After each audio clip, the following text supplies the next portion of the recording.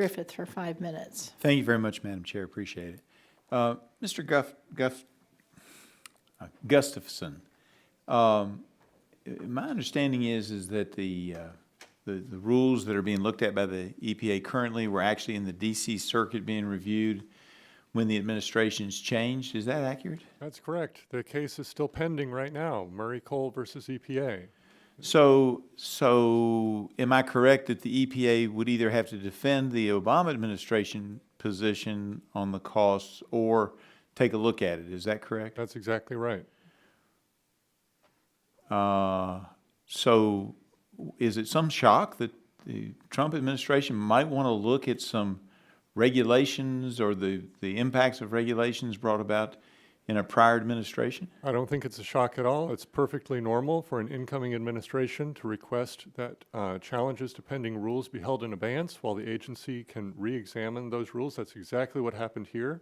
And when an agency determines that its prior action is not defensible, it is perfectly within the rights of the agency, and it's only responsible for the agency to stop defending it and instead to improve what they see as unjustifiable action. That's what happened here.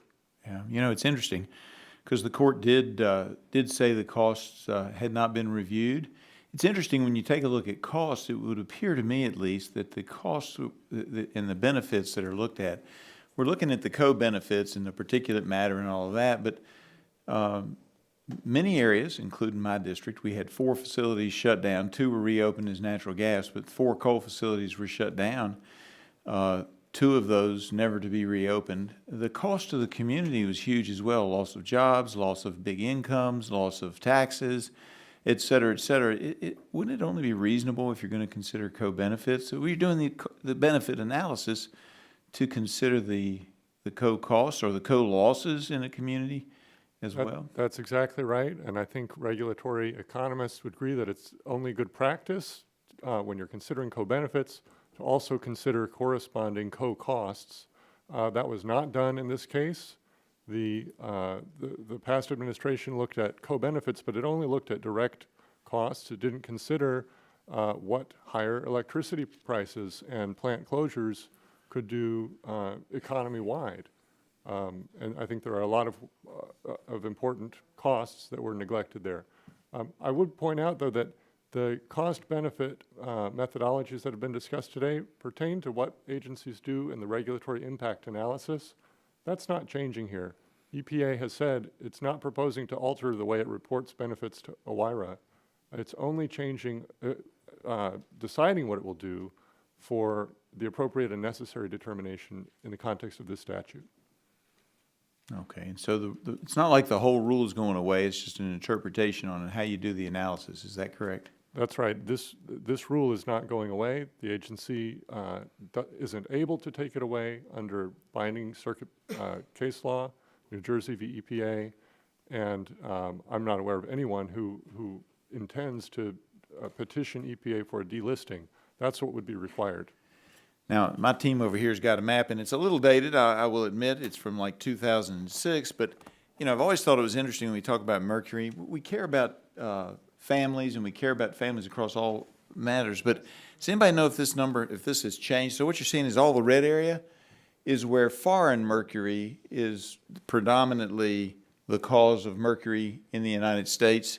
Now, you do see issues in the east, particularly in my region of Central Appalachia and some of the other areas where that shifts.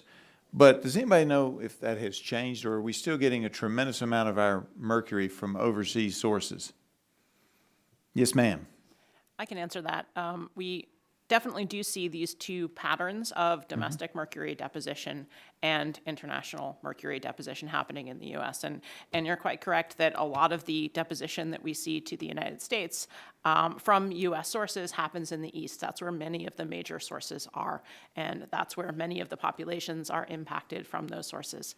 We have seen mercury emissions go down quite a bit as a result of this rule. So we have seen declines in deposition. And I think we're all glad about that, but we want to make sure that the cost measures are accurate. One last thing, where should I be looking to get my fish from? Because I eat a lot of fish, and I understand there's a lot of mercury in it.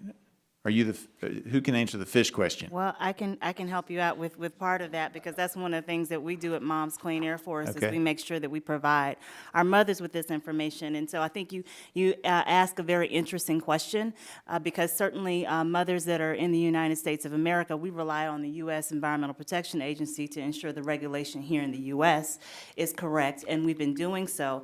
And we try to make it really clear so that our moms know when you get pregnant and you go to the doctor and they tell you don't eat the tuna, or you're not supposed to eat as much fish, why that happens. And so for our Native American moms and moms of color and people who live close to these water bodies, they need to understand that when they're living right next to that facility, where the fish comes from and how it impacts the child's brain. So that was a really good depiction of what's happening in the East, where it's very localized to people. And I really hope that that type of information can be shared so that our nation can understand why it's so important for us to be a part of global conversations. Unfortunately, we pulled out of those at this time, but I Gentleman's hope we time's can do expired. better. I yield back. Ms. Tody, we'd love to have a copy of that for our committee so we can look at it. Thank you. Absolutely. Chair now recognizes gentleman from California.